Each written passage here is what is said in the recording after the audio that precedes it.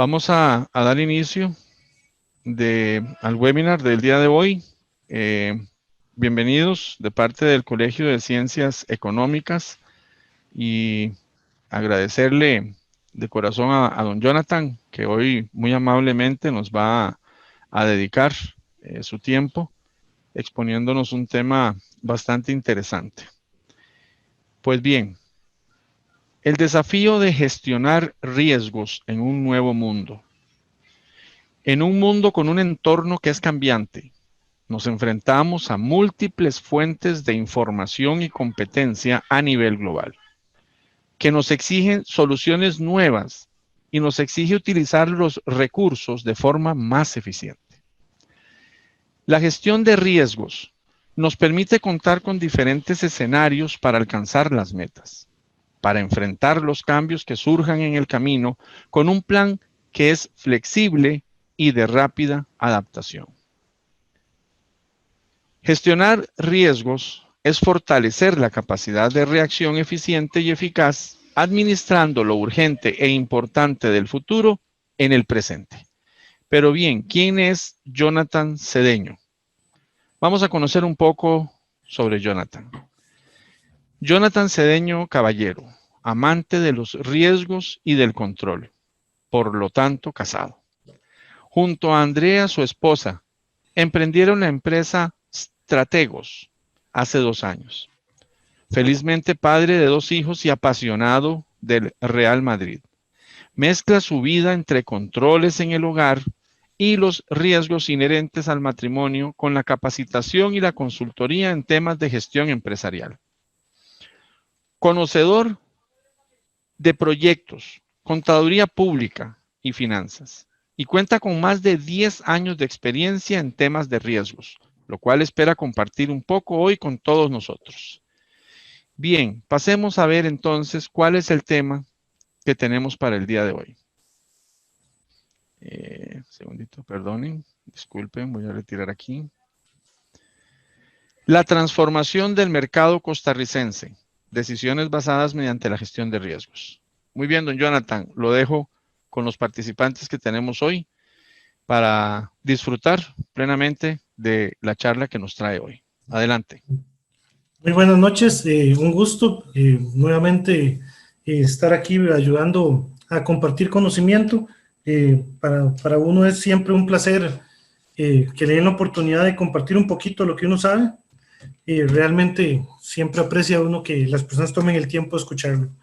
El tema que vamos a tratar hoy está muy de la mano con la actualidad. Cuando hablamos de riesgo, ahorita todo el mundo se cataloga conocedor. Tenemos ahorita una situación mundial que ha puesto el tema de riesgos y algunos términos de la gestión de riesgos en boca de todos, los cuales a veces se utilizan de manera inescrupulosa y hasta mal enfocado, pero la idea es, más allá de quejarnos y hablar mal o ser pesimistas, es saber qué está sucediendo y cómo podemos aprovechar este momento para atender oportunidades en el futuro, como personas principalmente, y luego cómo podemos aportar eso en las diferentes organizaciones que al final conforman nuestro país y poder realmente desarrollar un nuevo modelo a partir de esto que ahora es una nueva forma de gestionar más aplicado a riesgos. La estructura de la charla breve va a ser un conocimiento rápido, muy rápido, 2 láminas de lo que es gestionar riesgos, luego qué nos sucedió, qué pasó con este tema del COVID, que parece ser que es nuevo, que era algo que nadie se esperaba, y ahorita vamos a hablar un poquito si realmente es tan nuevo y tan sorpresivo como muchas veces se está mencionando. Reinventarnos, que es una frase que se ha escuchado mucho, el reinventarse o realmente aplicar los métodos que ya existen desde hace muchos años para la gestión de riesgos, y vamos a hablar un poquito, porque aquí en este tema es difícil decir qué se tiene que hacer, cuál es el camino, hacia dónde tenemos que ir para realmente salir de este impacto que ha ocasionado, digamos, este tema en sí. Pero vamos a tener algunas ideas, compartir y ojalá hasta poder debatir de la posibilidad de cada uno, pues generar oportunidades de mejora para transformar lo que tenemos ahorita en una gran oportunidad de los recursos que ahorita tenemos a disposición y que han ocasionado, porque el COVID y todo este impacto del riesgo materializado ha traído que muchas organizaciones hagan cosas que en años no habían hecho y ahora en meses se han puesto a hacerlo de una manera mucho más rápida. Pero antes de comenzar a hablar del tema del riesgo, siempre es importante aclarar el concepto. Existen múltiples conceptos de riesgo en las metodologías más clásicas como la australiana neozelandesa por ahí en los 2000, hablamos de la ISO 31000 y su actualización en el 2018, igual que el CEBRI en la parte del enfoque de la Contraloría General de la República, así como toda la normativa referente a la parte financiera, a la parte bancaria. Riesgo siempre tiene un equivalente, que es la posibilidad de ocurrencia de que un evento impacte sobre los objetivos. Y cuando hablamos de la definición de riesgo, realmente es nada más para extraer de ahí algunos términos importantes y que realmente hacen entender por qué es importante administrarlos o por qué es importante conocerlos. El tema del riesgo es que va directamente relacionado con los objetivos.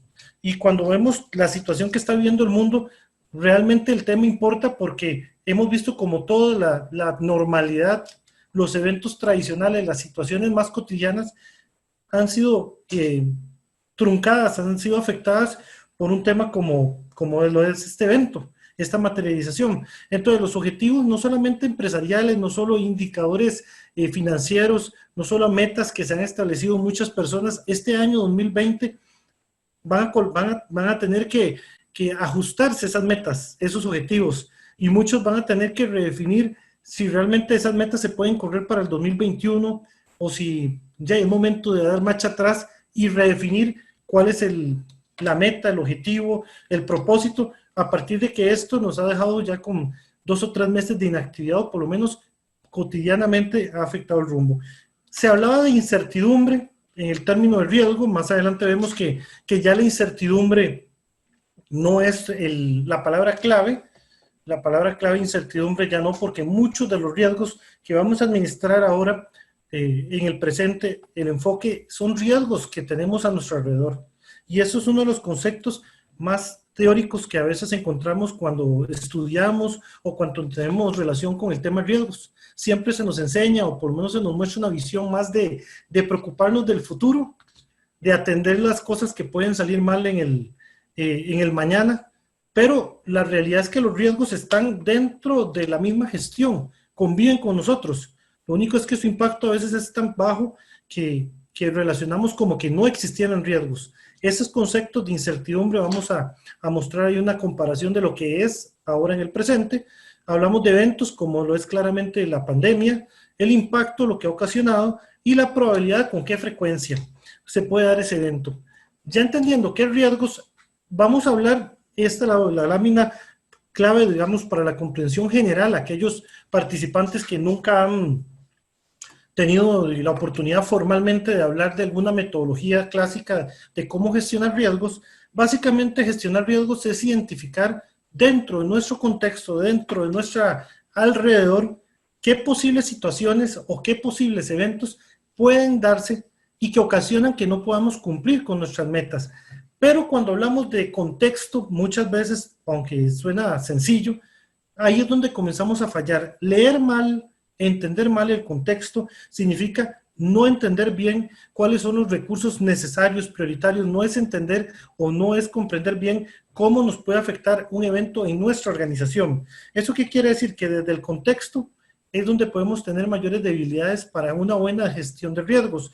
¿Eso qué quiere decir? Que las medidas que toma, por ejemplo, Costa Rica versus países centroamericanos o a nivel de Europa, pueden ser muy diferentes porque su contexto es muy diferente al de esos países. Desde ahí, la forma en que se tienen que gestionar, ya sea los riesgos materializados o los que están todavía pendientes o en un futuro todavía controlados, la atención debe ser muy diferente. Ejemplo, población, 5 millones de habitantes, la parte migratoria, los tipos de actividades a las cuales se dedica la población, el nivel educativo, muchos de esos elementos hacen el sistema de salud, hace que el contexto para la administración de un riesgo que es igual, o por lo menos entendido para todo el mundo, como el coronavirus ocasionado por el COVID-19, el contexto cambia. Desde ahí entonces tenemos que una identificación de riesgos, una evaluación, que es saber cuál es el peso que tienen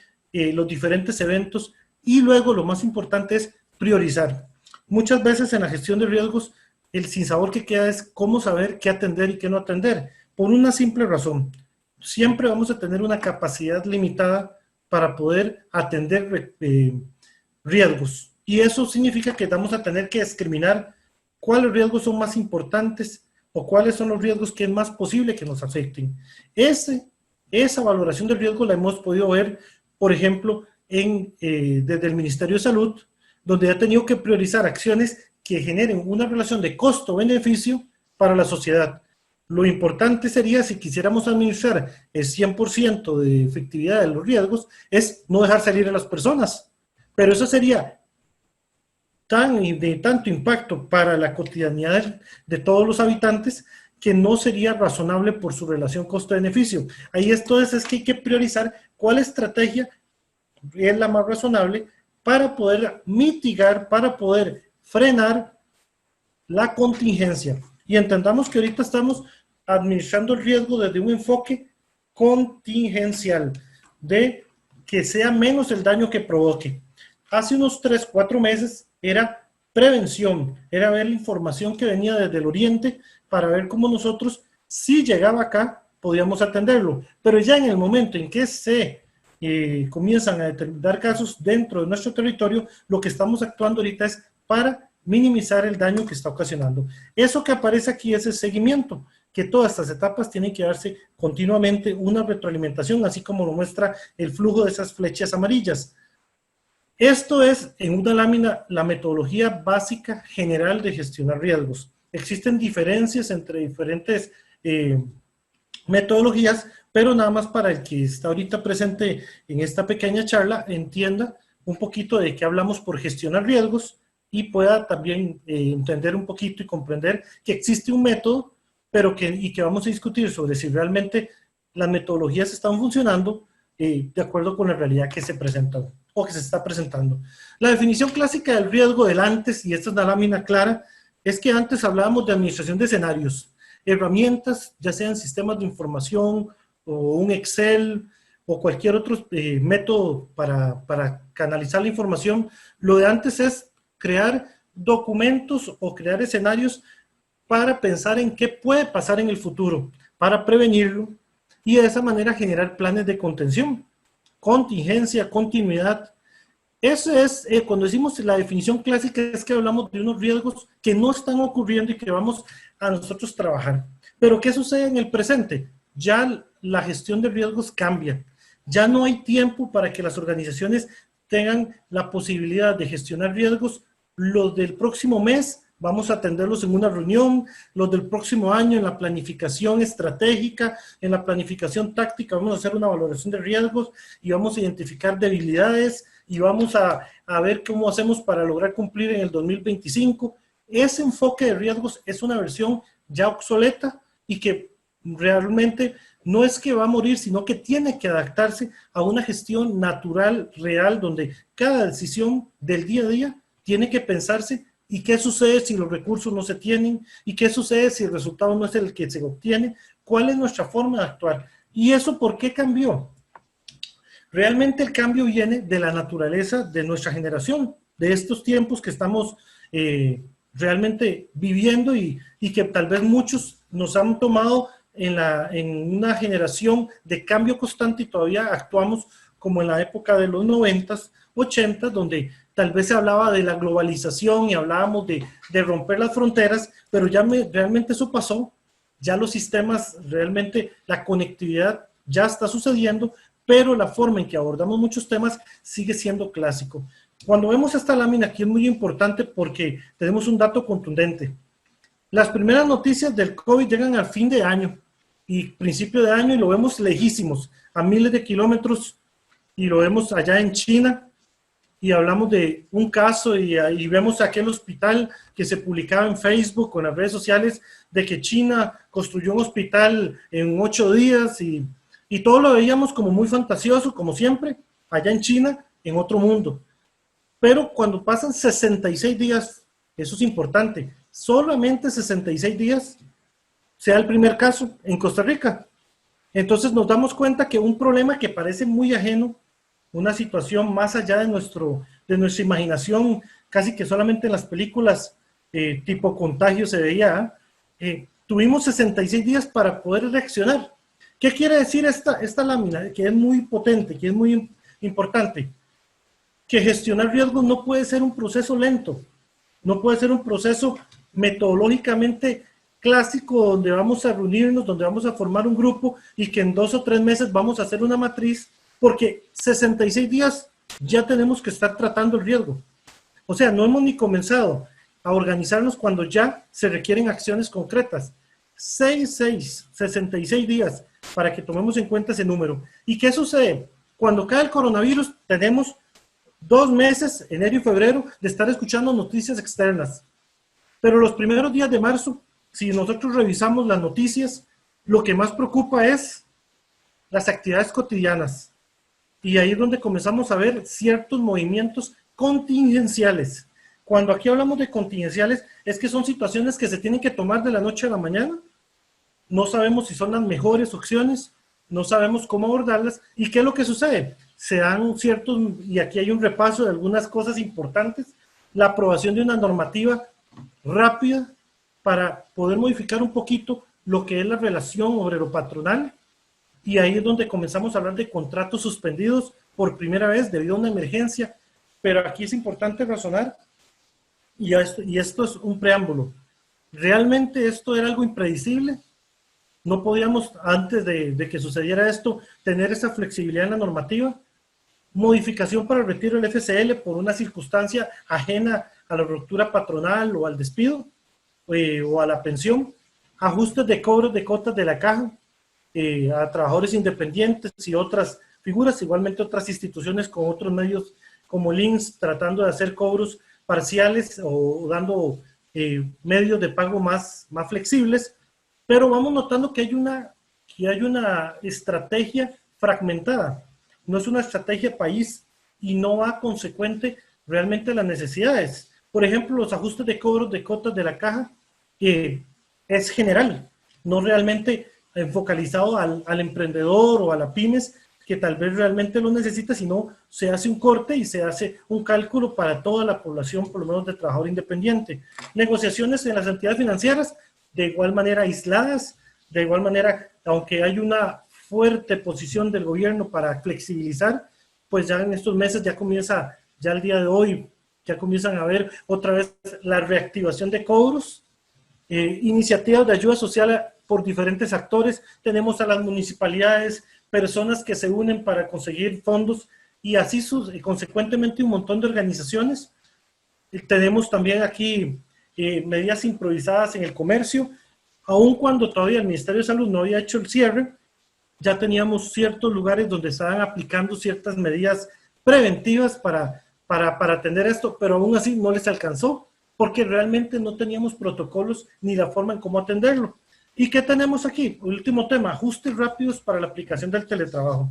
No todo es malo, y esto, aunque es una acción contingencial tomada a última hora, aunque ya existía una ley y vienen esfuerzos por parte del gobierno desde hace años para que el teletrabajo realmente sea dado, se origine de manera natural, aprovechando la conectividad que ya existe en el país, la disponibilidad de muchos funcionarios para poder realizar sus funciones que son válidas para hacerlas desde su hogar.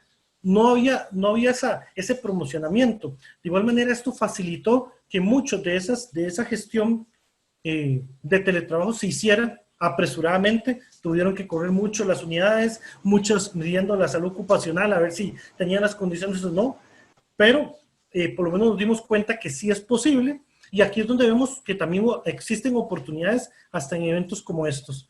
La aplicación del teletrabajo, el aprovechamiento de herramientas tecnológicas, y aquí es donde no todo es malo, pero también sabemos que estos ajustes hechos de momento, pues también ocasionan ciertas afectaciones. ¿Existieron acciones? Volvemos a preguntarnos. Las que existieron tal vez fue el monitoreo por parte del Ministerio de Salud a nivel de turismo, a nivel de país, pues realmente lo consideramos un tema ajeno. Culturalmente estábamos más preocupados de temas ciertamente banales, e inclusive en los primeros días de marzo se hablaba si el fútbol seguía a puerta cerrada y algunos otros elementos, si el aeropuerto hacían pruebas o no, pero todavía no se estaban tomando acciones en la industria, en el comercio, en el sector servicios, financiero, inclusive la educación estaba esperando a ver si el segundo cuatrimestre del año ya habría. Entonces nos preguntamos, y aquí es importante, si hemos hablado de riesgos durante años, durante bastante tiempo ya y de manera formal, ya hay muchas personas en las organizaciones que se han capacitado, no solamente en el sector financiero, que hay bastante rigurosidad en el tema, sino también en el sector gubernamental con la emisión de las directrices del CEBRI desde el 2007, ya 13 años, 14 años de hablar de ese tema. La empresa privada también ha fortalecido mucho su gestión de eventos. ¿Qué sucede? ¿Por qué nos debilitamos tanto de la noche a la mañana en esta administración? Porque tal vez lo seguimos viendo de forma clásica, que era invertir tiempo y recursos para una sola situación, que es la capacidad de reacción. Pero esa capacidad de reacción que hay, que es el fin que tienen los riesgos, tiene que ser eficiente, eficaz. O sea, eso quiere decir que debe haber realmente un retorno a la inversión de todos los recursos invertidos en esta temática. Pero ¿qué es lo que sucede? No todos los involucrados, no todos los tomadores de decisiones en las instituciones, en la empresa privada, realmente contaban con este instrumento para la toma de decisiones. No lo estábamos utilizando para crear escenarios caóticos, catastróficos, y vuelvo aquí a reiterar, era algo inesperado, era algo que nadie podía anticipar. Vamos a continuar un poquito aquí con la presentación y nos vamos a dar cuenta muy pronto que la gestión de riesgos previene algo muy importante y que está aquí marcado en amarillo, y es fatal para la gestión: la improvisación. Improvisar significa que algo ordinario se convierta en urgente. Y cuando algo ordinario se convierte en urgente, eso ordinario adquiere importancia. Y esa importancia a veces genera que gastemos más recursos en algo que usualmente no hubiéramos gastado o lo hubiéramos hecho de una manera más organizada. ¿Por qué? Porque como estamos en un momento de improvisación, adquiere una importancia, se sobredimensiona, porque recordemos que cuando actuamos con miedo, con el susto de que tenemos que tomar una decisión inmediata, se pierde muchas veces lo que es la planificación, que entonces gastamos recursos en tiempos donde deberíamos de estar ejecutando acciones que ya previamente debieron de ser organizadas. ¿Y qué sucede cuando hacemos algo previamente? Vamos a hacerlo, vamos a tener tiempo de poder trazar la mejor línea, la línea más corta, no necesariamente la línea más corta de A a B, sino la línea que nos permita llegar a B con el menor impacto, porque no necesariamente siempre vamos a poder llegar al camino por el punto más rápido, pero sí por el que genere mayor o menor impacto. ¿Eso qué significa? Estábamos gastando tiempo valioso en planificación cuando deberíamos de estar ejecutando los planes que tenían que estar listos previamente. Entonces aquí surge un tema que mucho en valoración de riesgo se habla, ustedes pueden informarse un poquito en internet con la palabra cisne negro. Es una metáfora para hablar de algo que es inesperado. Cuando hablamos de cisne negro es cuando sucede algo que todos decimos, sorprendentemente nadie esperaba que sucediera eso. Pero cuando ya comenzamos a investigar un poquito más, nos damos cuenta que sí había muchas posibilidades de que ocurriera. Lo único es que tal vez estábamos sesgados por nuestra visión, por nuestro entorno, como hablábamos ahora al principio. El entorno tiende a ser a veces el mayor vicio, porque solamente vemos lo que queremos ver, o sea, solamente la zona habitual. Yo no le llamo zona de confort, por cuestión personal, pienso que la zona habitual describe más esa situación que día a día tenemos a nuestro alrededor y que nos habituamos a verlo y que pensamos que los riesgos solamente pueden venir por las puertas, por los accesos que ya conocemos. El cisne negro identifica esa metáfora. El COVID-19 era un cisne negro, por supuesto que cabe la interpretación. ¿Se podía anticipar medidas de atención? Vamos a ver en la siguiente lámina algo curioso. Aquí podemos ver, de acuerdo con la fuente de Cambridge Global Risk, el indicador 2020, esos son los riesgos a nivel mundial y de acuerdo con las categorías que ha establecido este organismo, de las amenazas de riesgos y entonces vemos la epidemia aquí, no sé si lo van a ver pequeño, ahorita lo vemos en la siguiente lámina más grande. Vemos que el más importante, y cuando vemos ahí la cifra de cuánto puede ser el impacto, por ejemplo, el colapso de los mercados, ahí el fracaso, hay una crisis financiera, 106 billones de dólares. Pero en el segundo lugar vemos conflicto entre países. Tercero vemos las tormentas, la parte de huracanes. Y un cuarto lugar vemos la parte de pandemia en la parte humana, como riesgo categoría. O sea, cuarto, con una afectación en el 2020, esto se extrae en diciembre, se publica en diciembre, para el año 2020 estaba en el número 4. Se preguntarán, y en el año 2019 también aparecía en el cuarto lugar. Entonces, no es algo desconocido, no era un riesgo que se nos coló. Por ejemplo, podemos ver allá en la última cifra el tsunami, ya casi que de colero, y vemos ahí algunos movimientos, pero en la media tabla. Entonces tenemos la pandemia como uno de los riesgos a nivel global con una mayor anticipación de que podría suceder y que nos podría impactar. Si vemos más de cerca, 4 aquí en el año, entonces aquí es por aquellos si no veían la imagen bien, entonces entendemos que nos enfrentamos a algo que ya era conocido, por lo menos identificado. La reacción era necesaria, pues tal vez es tener la información en riesgos no necesariamente significa ganar, significa que esa información debemos aplicarla. Otro de las fuentes aquí, el Foro Económico Mundial, donde tienen ahí múltiples involucrados, conocedores del tema, nos habla del top 10 de los posibles riesgos que aparezcan en los próximos 10 años, midiéndolo desde el enfoque, desde la visión del impacto. Y ahí donde está la flechita marcada, hablamos de enfermedades infecciosas. Entonces hablamos entonces de que dentro de esas 10 esferas, en la parte social, con un colorcito rojo, hablamos de crisis del agua, pero también en la otra pelotita, el otro círculo rojo, nos habla de algo también que se está mostrando. Esto es de los riesgos del reporte de riesgos globales 2020. Eso también se publicó a principios de año o finales del año anterior, y les traigo, podríamos tener mucho más fuentes de información. Ya la categorización del riesgo de pandemia está desde el 2014, dentro del Cambridge que habíamos ahorita previamente, pero entonces entendemos de que no es algo nuevo, por lo menos a nivel global, que se haya identificado. Entonces, si ya se conoce el riesgo, ¿por qué fallamos? Bueno, fallamos porque no tenemos estrategias de administración reales. Tenemos gestión de riesgos, conocemos metodologías, pero cuando definimos riesgos no tenemos responsables claros y específicos. Cumplimos muchos con las metodologías, muchos para certificarnos, muchos para poder tener una mayor robustez a la hora administrativa.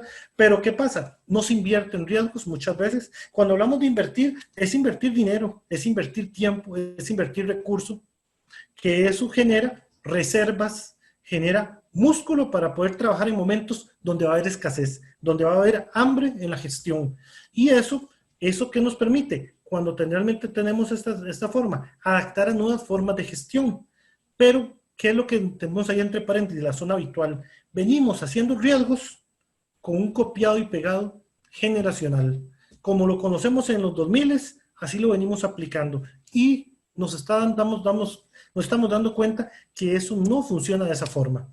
¿Qué nos sucede en el país? Si vemos las visitas del turismo, que ha sido uno de los sectores con mayor afectación, viene en crecimiento, en bonanza. En el 2019 llegamos a los 3 millones de visitantes, con bastantes ingresos por visitante.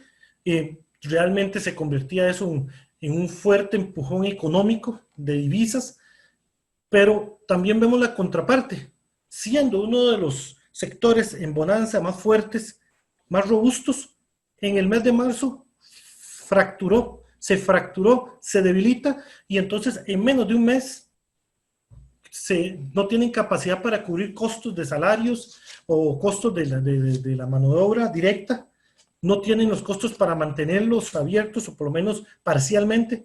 Entonces se dan cierres parciales, inclusive se habla de algunos que han tenido que liquidar ya porque no tienen capacidad para reactivar su funcionamiento. Entonces aquí vemos una debilidad claramente. ¿Cuál era la contingencia? ¿Qué administración de riesgos se hacía?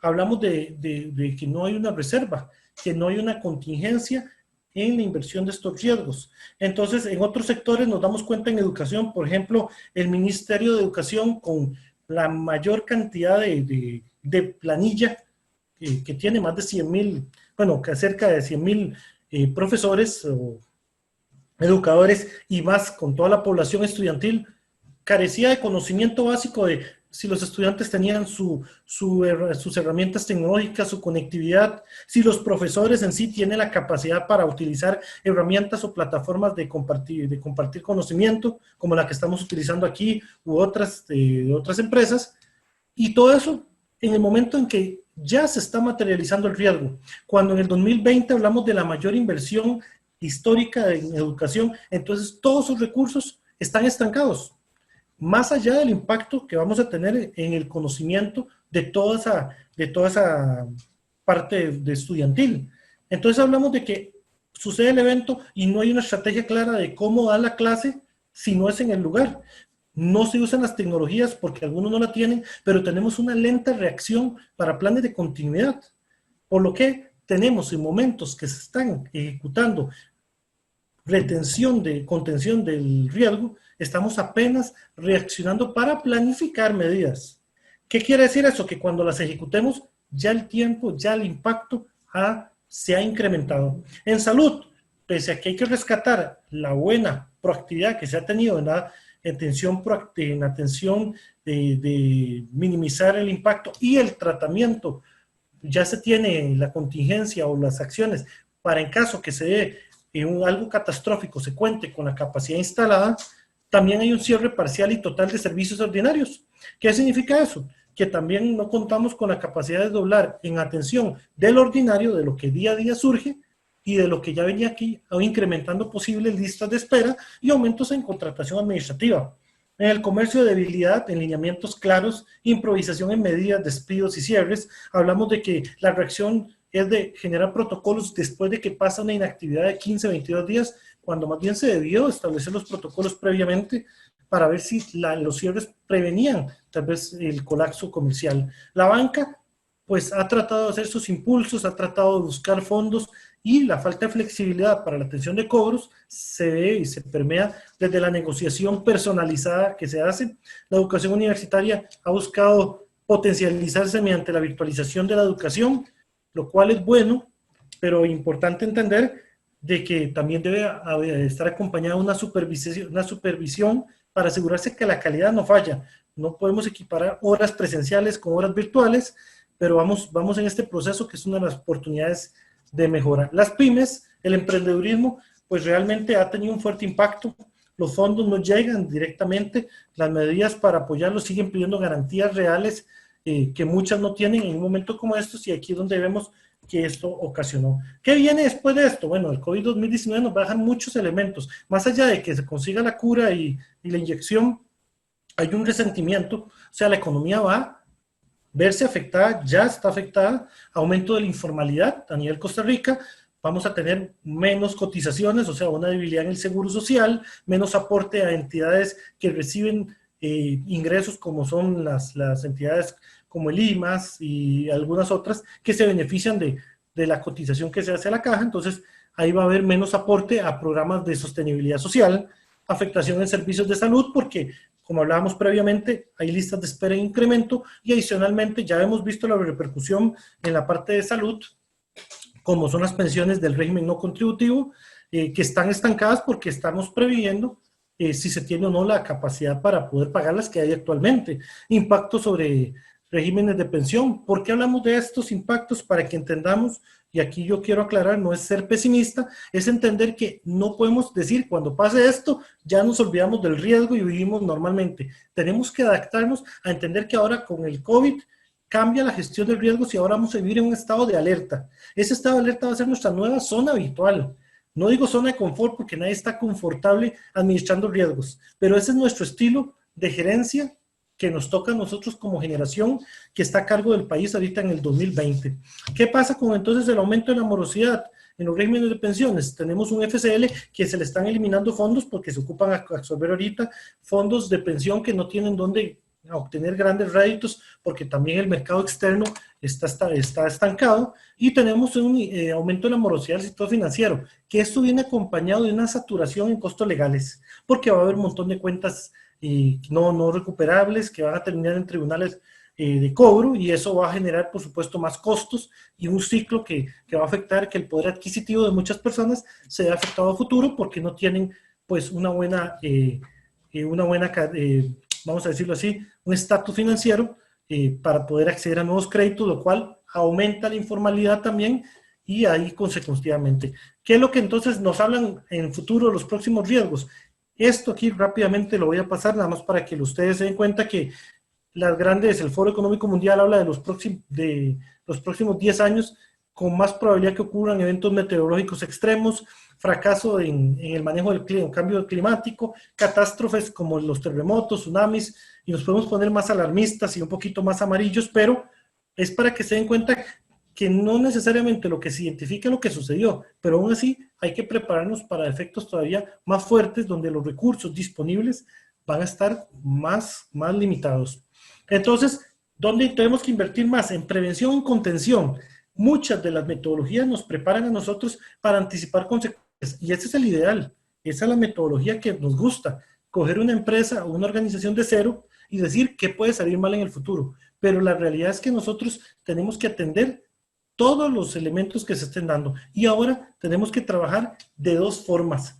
La respuesta es que debemos actuar con riesgos, pero en el día a día. Y cuando decimos del día a día es que ya no podemos hablar de proyectos ideales donde no se administren riesgos. Cada persona en una organización debe contar con respuestas, con planes B. ¿Qué cosas necesita gestionar y qué pasa si no logra cumplir con su cometido? Ya la razonabilidad de que logremos obtener el 100% de lo que nos proponemos es una utopía. Pero ¿eso qué quiere decir? Que debe haber una concientización al fracaso. Y cuando digo al fracaso, es que no se pueden seguir poniendo tolerancias cero, no podemos seguir hablando de metas o planes estratégicos donde no haya una tolerancia a no lograr la meta, sino que como país debemos de buscar y aspirar a lograr la mayor cantidad de objetivos y cumplir y desarrollarnos, pero siempre entendiendo que los riesgos van a estar presentes y que van a afectarnos, no solamente el COVID, sino los que siguen. Y ese cambio tiene que tener un entendimiento. Van a requerirse sacrificios. Cuando digo la palabra sacrificio, sacrificios parciales en el presente, es que como cuando adquirimos una póliza de un vehículo para que si el vehículo se lo roban o si el vehículo sufre un daño, yo pueda recuperar gran parte de la inversión o de lo que cuesta, yo tengo que pagar una prima. Eso sucede con la gestión de riesgos. Todas las organizaciones que quieren asegurarse su futuro tienen que sacrificar parcialmente un pedacito del presente. Pero ¿por qué es importante hablar de ese pedacito? Porque es esa provisión, ese respaldo, esa forma de visionar de que ya no podemos solamente trabajar buscando utilidades máximas cada año, sino también asegurarnos la continuidad de las operaciones ante eventos futuros. Y eso solo logramos sacrificando partes en el presente para evitar pérdidas en el futuro. Entonces, ¿qué seguimos ahora? Ahora tenemos dos cuadrantes. Como se ve aquí, tenemos que aplicar medidas que gestionen el riesgo presente, pero también tenemos que gestionar el riesgo futuro. ¿Eso qué significa? Los métodos de valorar riesgos tienen que cambiar. Eso es una obligación para todos los que trabajamos en gestionar riesgos, todos los que utilizamos sistemas, todos los que capacitamos, todos los que ayudamos y asesoramos a los de arriba y a los que operan también con riesgos. Tenemos que desarrollar métodos simples, rápidos y participativos. Cuando decimos simples, es que tenemos que tener claridad en que se hable un lenguaje común. Rápido es que esa información tiene que ir en modo horizontal y modo vertical a nivel organizacional de manera rápida. Y cuando decimos participativos, la gestión de riesgos no puede recaer, como lo habla el ministro de Salud muy claramente, no puede recaer en un gobierno supervisor, no puede recaer en la auditoría, no puede recaer en la contraloría, tiene que recaer en la gestión natural de todas las personas que laboran en una organización para que realmente se gestionen esos cambios. Entonces, la clave de los riesgos es tomar acciones con información actualizada. Ese es uno de los grandes puntos. ¿Por qué? Porque si un riesgo materializado de China duró solamente 66 días en llegar a nuestro mercado local, o sea, afectarnos en nuestro país No lo estamos viendo por noticia, sino que lo vivimos directamente. Imaginemos el tiempo de reacción ante un evento dentro de nuestra organización, dentro de nuestra comunidad. 66 días. Es para denotar la dinámica actual a la que nos enfrentamos. Ya no podemos hablar de seguimientos trimestrales, no podemos hablar de actualización de riesgos cada 6 meses. 66 días fue el tiempo que duró en materializarse el riesgo. ¿Con qué flexibilidad tenemos que adaptarnos a gestionar riesgos? Reflexión del cambio. Ya olvidémonos de la gestión de riesgos clásica basada solo en incertidumbre, hablemos de gestión de riesgos continua en las operaciones. Hablemos antes hablábamos de mitigación de baja inversión, o sea, gestionemos riesgos con lo que tenemos a disposición. No, ahora tenemos que invertir recursos en planes, recursos reales, sacrificios muchas veces de la utilidad de hoy para tener mañana la posibilidad de continuar. Metodologías teóricas y de enfoque de cumplimiento. Ahora tenemos que tener una adaptación real. Recortemos, adaptemos las metodologías oficiales. No nos casemos con certificaciones o con metodologías llenas de madurez que muchas veces nos van a entorpecer el proceso clave. El enfoque de riesgo país fragmentado. Tenemos que tener un enfoque integral y esa es una de las situaciones. Aunque todas las organizaciones, como las vemos en la rueda de prensa a mediodía, han hecho esfuerzos, esa estrategia tiene que abarcar el todo. Y por último, aquí tenemos planes de continuidad utópicos a creación de planes reales. Cuando hablamos de planes de continuidad utópicos, hablamos de planes que parecen bonitos en el documento, parecen realizables, pero cuando llegamos a ejecutar esos planes, no sirven. Simplemente estaban escritos y formaban realmente un músculo para no hacerlo. ¿Qué acciones? Y para ir concluyendo y ya dejar el espacio, vamos a tener que hablar algunas acciones que, vuelvo a insistir, no son, vamos a decir así, escritas en piedra, pero son lo primero que tenemos que ir buscando. Los costos que están incurriendo actualmente para contención evidencian el uso de recursos. Quiere decir que se entiende de manera dura que hay que invertir para administrar riesgos. Las organizaciones deben de crear reservas. No es posible que un evento suceda y 15, 22 días después no tengamos la capacidad para desdoblar aunque sea esfuerzos parciales. No se pueden atender los riesgos solo con metodologías o con un compromiso, una carta de compromiso a la alta dirección. Es necesaria la inversión de recursos. Aprovechar las tecnologías desde la capacitación a colaboradores, aumentar la gestión virtual, las transacciones que las organizaciones nos hacen presencialmente, aplicación de nuevas formas de control por objetivos, no tanto esa persecución de dónde está la persona. En el caso del recurso humano, contratos flexibles y jornada de trabajos variables como parte de los manuales de puestos hasta la gestión ordinaria, aumento en provisiones, ya no podemos hablar solo de provisionamiento de aguinaldos, de salarios, sino también de cómo podemos nosotros mitigar la afectación de nuestro personal clave para poder continuar con las funciones y prevención de riesgos en la salud integral en los colaboradores. Eso quiere decir que aislarlos a las casas no solamente es la solución para poder continuar laborando, también las personas requieren ese manejo. En el comercio, nuevas formas de negocio, protocolos flexibles, monitoreo constante en la aplicación de controles. En la educación tenemos que adaptar lo que tenemos actualmente a virtual, a formas de aprendizaje nuevas, teniendo cuidado de que eso no afecte la calidad. Y aquí cerramos con que el tomador de decisiones debe considerar los riesgos en todo lo que tiene que hacer día a día. No puede dejarlo por fuera como para después de que planifica o que ejecuta. Debe dotarse de recursos reales para implementar medidas y tenemos que tener normativa flexible, principalmente en las organizaciones gubernamentales. Hasta aquí llega la parte de este conversatorio o esta charla sobre un poquito de la visión de lo que nos ha pasado. Vaya más bien a pasar aquí a la parte de alguna consulta, comentario, retroalimentación. Sí, pasamos, gracias, don Jonathan. Pasamos ahora a ver si alguien tiene alguna pregunta que quiera hacerle a don Jonathan Cedeño respecto al tema que hemos compartido el día de hoy.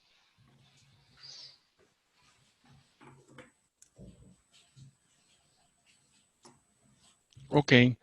Don Jonathan, importante de todo lo que usted expuso, hoy precisamente en la Asamblea Legislativa están aprobando, de hecho ya se aprobó en segundo debate, gracias a Dios, lo de las tasas de usura, pero están evaluando los diputados crear una ley para que los bancos puedan volver a extender más los plazos de pago, porque definitivamente nadie esperaba que esto durara tanto, aunque habían proyecciones, ¿verdad? Entonces volvemos a lo mismo, o sea, se maneja una incertidumbre, no se aterriza realmente como debe ser, y nos vemos ahora en cambios. Ya pasaron 3 meses y los bancos requieren ayuda del Banco Central, como lo han afirmado. Hoy habló la directora ejecutiva de ABC, la Asociación Bancaria Costarricense, y vemos que el asunto más bien va para largo. Entonces, en este tipo de panorama, don Jonathan, usted que es el especialista, ya vimos los 66 días de atraso que tuvimos. ¿Qué estrategia podríamos pensar que se podría adoptar a nivel de gobierno para que podamos mitigar un poco más este impacto que va para largo plazo ya? Sí, es que aquí es algo importante. Cuando las cosas, y hay un comentario aquí vacilón o curioso, cuando las cosas van bien, se dice que el Estado se debe apartar y que el mismo mercado tiene que bajar el dólar, que subir el dólar, que las tasas de interés. Cuando hablábamos de eso, de las tasas de usura, los mismos bancos mencionaban que eso era una tasa que yo aceptaba como usuario y que no era usura porque por algo hay un usuario que acepta esas condiciones. Entonces, más bien, no se meta conmigo porque ya está establecido. Ahora que estamos mal, todos llegan y vuelven a ver al gobierno, como papá en los 70, ¿verdad? ¿Qué va a hacer y Es cómo nos va a correcto. ayudar? Y aquí hay algo importante, y yo creo que la reflexión es que todos debemos entender, y cuando digo todos es desde la persona que va a recibir utilidades de su negocio, ¿verdad? Que este año no está para ganar, está para trasladarnos y poder continuar en el 2021. ¿Qué significa? Que no solo el gobierno debe tomar medidas de mejorar las condiciones en lo que le corresponde, en facilitar ayudas, sino también la empresa privada. ¿En qué sentido? En que los bancos no quieren aceptar que no van a lograr sus utilidades planificadas, sus metas, sus metas trazadas y que no va a pasar. ¿Qué sucede? Debería de haber como en muchos países, una medida contingencial de que ahorita no va a haber capacidad de pago porque va a haber informalidad y que entonces para un banco querer recuperar esa inversión actualmente va a ser más bien provocar que eso termine en un juicio y que con costos legales más bien eso va a generar una bola de nieve que lo va a afectar no solo en el 2020 sino en el 2021, 4 o 5 años y que no vamos a tener implicación solo en el 2020 de pérdidas sino a nivel futuro. Entonces aquí no solo es el gobierno, creo que todos los entes tienen que entender que es un año para sobrevivir que de la mejor manera, sin despidos, más despidos y asumiendo realmente de que en el 2021 el panorama puede mejorar, pero si es un momento donde tiene que haber una flexibilidad, donde yo tengo que perder un poco, usted tiene que perder un poco, pero si perdemos la mitad y mitad, podemos llegar al otro año. Si yo no quiero perder nada, usted va a perder todo, entonces al final yo también lo voy a perder porque no puedo recuperar nada. Entonces es una dura decisión, y lo mencionaba en el intermedio. Tenemos que entender que la planificación donde antes nos poníamos unas metas de qué íbamos a alcanzar en cada año, a medio la estratégica, la táctica, con una tolerancia cero por parte de las juntas directivas de los consejos, ya tiene que cambiar. Tiene que cambiar porque si suceden ciertos eventos, tenemos que adaptarnos a esos eventos y no presionar tanto porque esa presión al final va a terminar en los mismos usuarios. Entonces la reflexión aquí no solo el gobierno hace lo que tiene a su disposición, pero también las empresas, la misma parte bancaria, tiene que perder un poco para ganar lo más rápido posible, porque si nosotros salimos de esto rápidamente, el impacto va a ser más de corto plazo. Si aumentamos la presión hacia los usuarios, vamos a ver materializados más eventos todavía. Pero es que entonces, Jonathan, los bancos nunca previeron un riesgo de este tipo acá en el país. O sea, no había un plan de contingencia estructurado de parte de todos los bancos para decir en un momento dado nadie va a poder pagar. Ese Entonces, es, dígame. y ese problema ya se veía, previene, vamos a decir, anticipa a lo de la pandemia. El mismo endeudamiento de tarjetas de crédito ya los hacía ver que iba a haber un colapso y vean que ese era bueno, ahí se mostró que el riesgo del mercado, que el mercado que quiebre, era uno de los riesgos más antes que la pandemia. La pandemia lo que está acrecentando es esa falta de capacidad de pago. Creo que si los usuarios tuvieran, o los que tienen los bancos, tuvieran ahorros, pues esto no hubiera implicado tantas consecuencias, ¿verdad? Nada más vamos, tomamos de los ahorros y pagamos el crédito, ¿verdad? Y ahí sucesivamente. El colapso se iba a dar de una u otra manera. Los bancos venían sosteniendo esa bola de nieve con refundiciones y con programas de yo le compro todo lo de un lado y se lo paso al otro, pero llegó la pandemia y ya nadie compra. Entonces, al no tener ese juego de ping-pong, ¿verdad? Y ahora la bola se quedó en el medio pegada en la red, es donde todos vuelven a ver de quién mueve esa bolita como un futbolín, ¿eh? Se quedó pegada en la esquina. Y el gobierno es el que la pone a jugar. No es momento porque el gobierno también tiene sus propios problemas.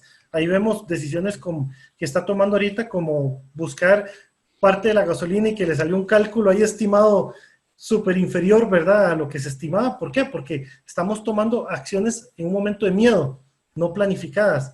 Entonces aquí es donde esto ya se veía ver, que era la parte financiera, las tarjetas vienen creciendo exponencialmente, simplemente ahora no hay nadie que compre lo que a otro no le servía. Y entonces ahora todos están pensando, ¿y ahora quién nos compra lo que no sirve? Y están volviendo a ver, ya, pues al banco más grande, ¿verdad?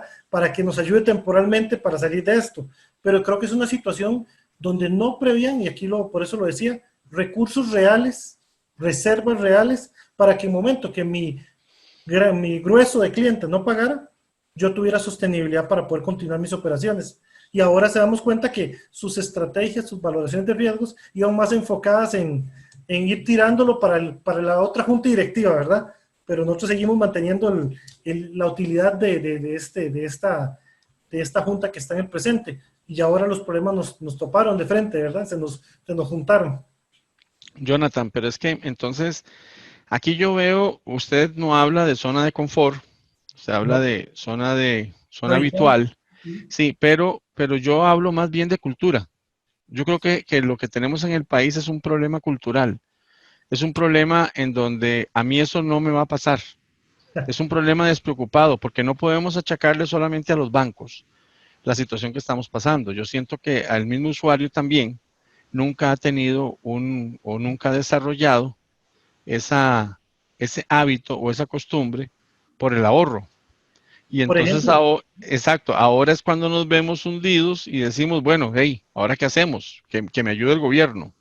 Y entonces le cargamos al gobierno toda la situación de los usuarios y no hemos logrado desarrollar una cultura que nos permita realmente hacerle frente a una situación como la que estamos pasando. Entonces, yo agrego a que no es la zona habitual. Yo siento que más bien es un problema cultural, es mucho más grande que eso. pero ¿Qué opina usted? vea lo curioso de esto. Durante años, desde que estamos trabajando, nos dicen ahorren. Y lo dicen los grandes economistas y los bancos nos dicen ahorren y las empresas nos dicen ahorren y existen asociaciones para que ahorremos.